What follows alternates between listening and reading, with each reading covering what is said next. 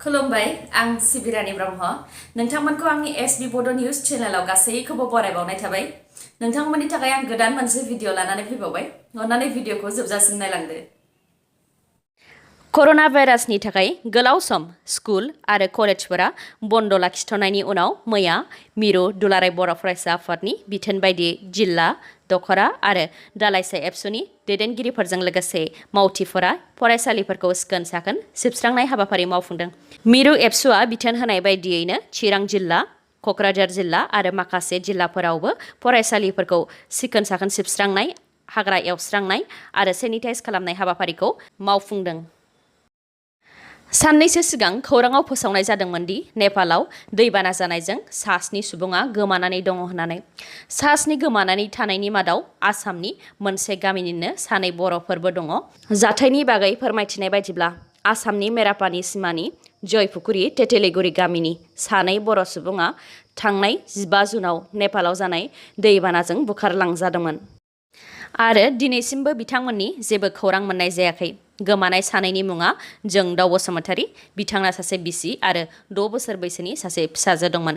गुबुन सासेनि मुङा बिजय बसुमतारी। सानैबो नेपालाव मोनसे कम्पानिनि सिङाव बान्दोनि खामानि मावगासिनो दंमोन। बेयावनो हरखाबै फैनाय दैबानाया बिथांमोनखौ बुखारलांदों। बे जाथायनि सोमोन्दै कम्पानिनि बिगोमा आरो नेपाल सोरखारनिफ्राय नखराव जेबो खौरां हराखैमोन, जायनि थाखाय बिथांमोनहा जेबो मिथिनो हायाखैमोन।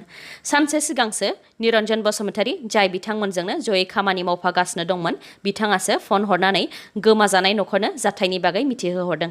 बे दैबानाजों बिथां निरन्जन बसुमतारीयाबो जोखोम जादों आरो देहा फाहामसालियाव फाहामथाय लागासिनो दं होननानैबो फोरमायदों बिथाङा। जाथायनि सोमोन्दै खौरां मोननायनि उनावनो हालाय हाफाय जादों नखरनि सुबुंफोरा आरो आसाम सोरखारखौ खावलायदों दि थाबैनो भारत सोरखारजों रायज्लायनानै जाहाथे भारत सोरखारा नेपाल सोरखारजों रायज्लायहरो आरो बिथांमोनखौ नागिरनानै न' फारसे दैथायहरो।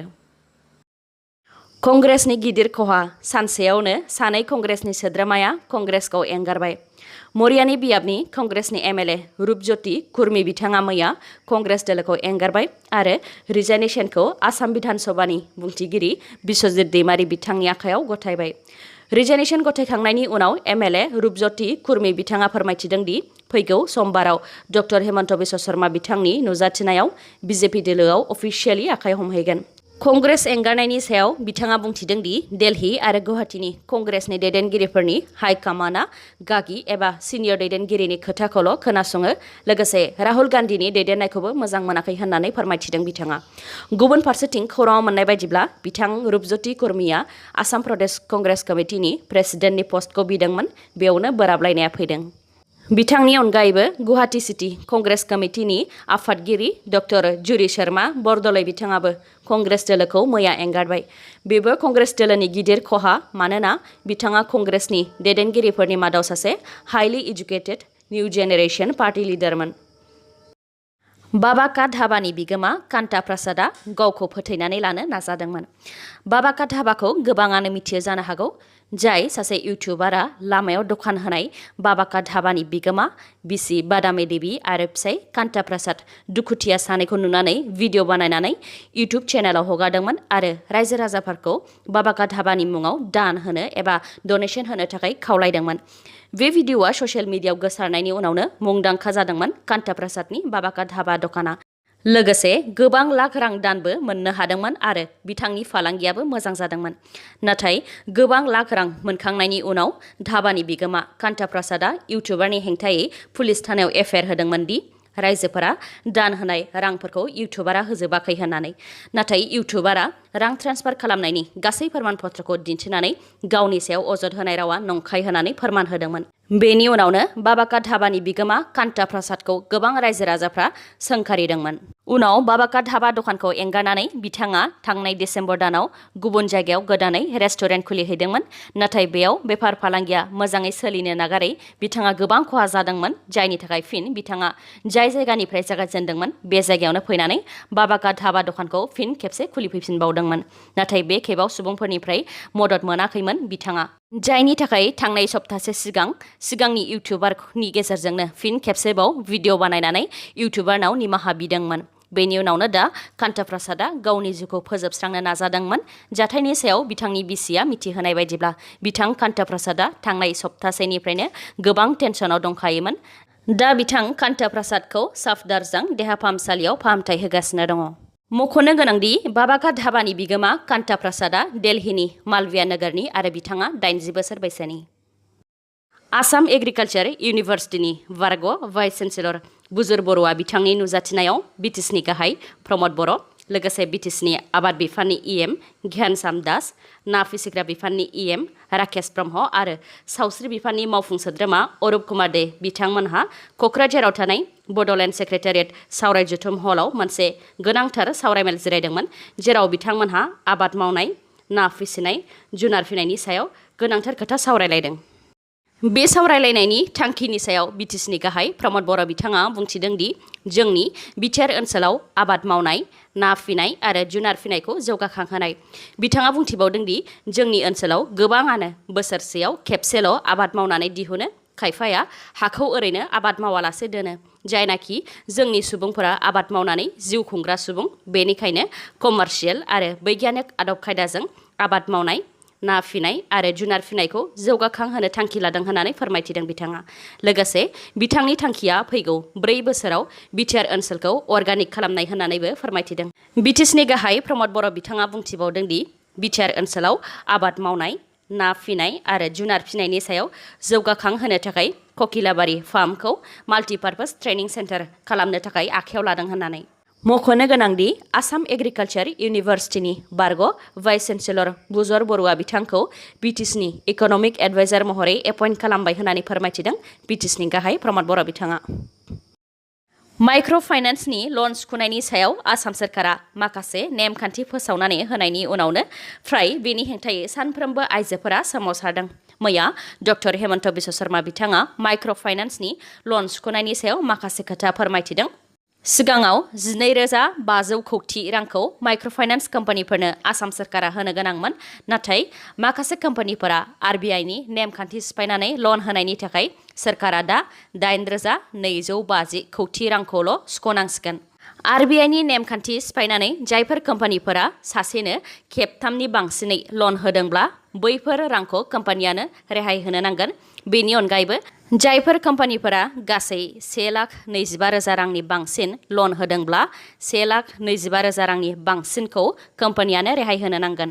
बेनि अनगायैबो डक्टर हेमन्त बिश्व शर्मा बिथाङा बुंथिबावदों दि जायफोर आइजोफोरा माइक्र' फाइनान्सनि लनखौ सुख'वाखै बिथांमोननि लनखौ सिगांनि होखानाय नेमखान्थिनि गेजेरजों आसाम सोरखारा रेहाय होनाय जागोन, नाथाय बिथांमोनहा लन सुख'यैनि थाखाय बिथांमोननि हेंथायै बेंकआव सिबिल स्क'रा गाज्रि जागोन आरो बिथांमोननि मुङा एनपिए नन पारफर्मिं एसेट्स लिस्टआव फैगोन, जायनि थाखाय बिथांमोनहा उननि समाव जायखिजाया बेंक आरो स्किमनिफ्रायनो लन मोननो हानाय नङा होननानै रोखायै फोरमायथिदों बिथाङा।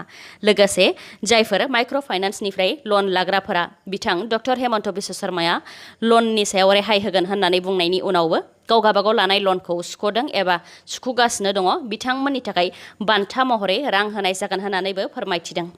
लोगोसेनो जायफोरा सिगांनिफ्रायनो लन होबोगासिनो दंमोन, नाथाय डक्टर हेमन्त बिश्व शर्माया लन रेहाय होगोन होननायनि उनावसो लन सुख'नायखौ दोन्थ'दों, बिथांमोननि आद्रा थानाय लनखौबो नेमखान्थिनि गेजेरजों सुख'गोन आरो बान्था महरै रां होनाय जागोन होननानैबो फोरमायथिदों। माइक्र' फाइनान्सनि लन रेहाय होनायखौ लानानै गोबां आइजोफोरानो सोरखारनि हेंथायै धर्ना होनायनि सायाव बिथाङा बुंथिदों दि बिसायख'थि फोसावदिंनाय मेलाव बिथाङा सासे सोरखार हिसाबै बे खोथाखौ बुङाखैमोन, नाथाय सासे बिजेपिनि दैदेनगिरि महरैसो पलिटिकेल स्टेटमेन्ट होदोंमोन। जानो गोनां टकिय' अलिम्पिक्सनि थाखाय इण्डियान हकि टीमआव नर्थ इस्टनिफ्राय 3खौ सायख'नाय जाबाय। 2आ मणिपुरनि आरो 1आ मिज'रामनि। टकिय' अलिम्पिक्सनि थाखाय इण्डियान मेन्स हकि टीमआव जायगा मोननो हादों मणिपुरनि नीलकंठ शर्मा 26 बोसोर बैसोनि आरो टकिय' अलिम्पिक्सनि थाखाय इण्डियान वमेन्स हकि टीमआव मणिपुरनि सुशीला चानु फुकुराम्बाम 29 बोसोर बैसोनि आरो मिज'रामनि लालरिमसियामी 21 बोसोर बैसोनि। म्यानमार हादराव थानो हायैनि थाखाय भारतनि मिज'रामाव रिफुजि महरै थाफैनाय म्यानमारनि सुबुंफोरनि सायाव मोजाङै जोथोन लाखिदों मिज'राम सोरखारा।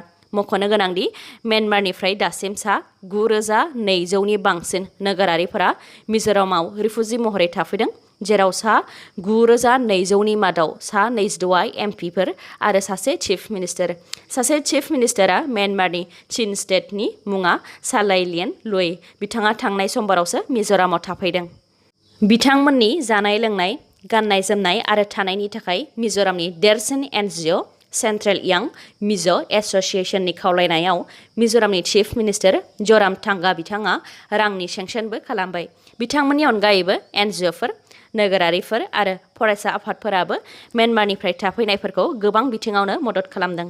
रिपर्टनि बायदिब्ला म्यानमारनि चिन स्टेटआ मिज'रामजों गोलाव बर्डार शेयार खालामो आरो म्यानमारनि चिन कमिउनिटिया मिज' कमिउनिटिजों थोंजोङै सोमोन्दो दङ। सुबुं अनजिमा खमायहोनो थांखि लादों आसामनि गाहाय डक्टर हेमन्त बिश्व शर्मा बिथाङा फोरमायथिदों दि आसामाव फैगौ समाव जायखिजाया सोरखारि स्किमनिफ्राय मुलाम्फा आरो लन मोननो थाखाय पपुलेशन नर्म्स एबा सुबुं अनजिमानि सायाव नेमखान्थि खालामनानै होगोन। बिथाङा फोरमायथिनाय बायदिब्ला सोरखारनिफ्राय मुलाम्फा आरो लन मोननो थाखाय सिगांनि समाव सा 6 गथ' खांनो हानायनि गनायथि होगोन। बेनि उनाव सा 5 आरो बेबायदिनो सानैसिमल' गथ' खांनायफोराल' सोरखारनिफ्राय मुलाम्फा आरो लन लानो हानाय बायदि खालामनानै होगोन होननानै फोरमायथिदों। नाथाय बे नेमखान्थिया ST, SC आरो सा 5 गिसायाव मावग्राफोरनि थाखाय जानाय नङा होननानै रोखायै फोरमायथिदों डक्टर हेमन्त बिश्व शर्मा बिथाङा। डाइरेक्टरेट अफ रेभिनिउ इन्टेलिजेन्सनि अफिसियेल्सफोरा मोनसे गिदिर अपारेशन खालामनानै 21 कौटि रांनि 43 केजि सनानि बिस्किट हमनो हादों। बिथांमोनहा बेफोर सनानि बिस्किटखौ मणिपुरनि इम्फालाव गंसे गारियाव सिग्रामनानै हमनो हादों आरो बे दायाव सानैखौ एरेस्टबो खालामदों। रिपर्टनि बायदिब्ला मोनसे स्रोद खौरांनि सायाव बिथा खालामनानै गंसे गारिखौ हमनानै सिग्रोमदोंमोन। बेयावनो 43 केजि सनाखौ हमनो हादों होननानै फोरमायथिदों। नाथाय फोरमायथिनाय बायदिब्ला फालांगिरिफोरा सिखाव फालांगि खालामनो थाखाय गारिखौ गुबुन रोखोमै डिजाइन खालामखादोंमोन, जेराव गारिनि सिङाव 3 नाला दंमोन। बे नालानिफ्राय मोन 260 थुख्रानि सनाखौ बख'नो थाखाय 18 घन्टा लादों होननानैबो फोरमायथिदों। मख'नो गोनांदि गुवाहाटीनि ज'नेल इउनिटआ थांनाय दान मोनथामाव गासै 33 कौटिनि 67 केजि आयेन बेरेखा सना हमनो हादों। SSLC आरो HS फाइनाल आनजादनि सायाव मैया बेलासियाव खौरां होखानाय जादोंमोन। जायफोर बिथांमोनहा नायाखै बिथांमोनहा खौरांखौ जोबजासे नायलांनो हागोन। SSLC आरो HS फाइनाल आनजादा जामारगोन ना जामारा बेखौ लानानै गुवाहाटीनि जनता भवनाव सोलोंथाइ बिफान, सावस्रि बिफान, सेबा, Assam higher secondary education council, एबसु, आसु, आसाम साहित्य सभा, बर' थुनलाइ आफाद आरो माखासे फोरोंगिरि आफादा जयैनो सावरायलायनाय जिरायदोंमोन। बे सावरायलायनायनि गेजेरजों बिथांमोनहा SSLC आरो HS फाइनाल आनजादखौ केन्सेल खालामनो थाखाय जोबथा थांखि लाबाय। अदेबानि SSLC आरो HS फाइनाल आनजादा जानाय नंला। सावरायलायनाय जोबखांनायनि उनाव डक्टर रनोज पेगु बिथाङा खौरांगिरि मेल जिरायनानै फोरमायथिदों दि बे गोलाव सम सावरायलायनायाव सावस्रि बिफाना बिबुंथि लाखिनाय बायदिब्ला थांनाय मे दाननिफ्राय जुन दाननि गेजेराव गोबां 18 बोसोर बैसोनि गाहायसिननि सुबुंफोरनि देहायाव कर'ना भाइरासआ सन्देरदों।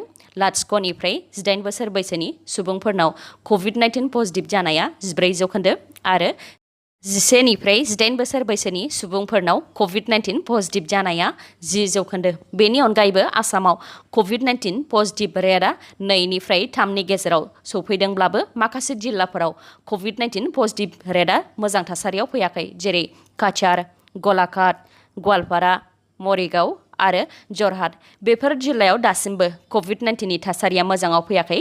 बेबायदि थासारियाव आनजाद खुंनो थाखाय गनायथि होनो हाया होननानै सावस्रि बिफाना बुंथिदों।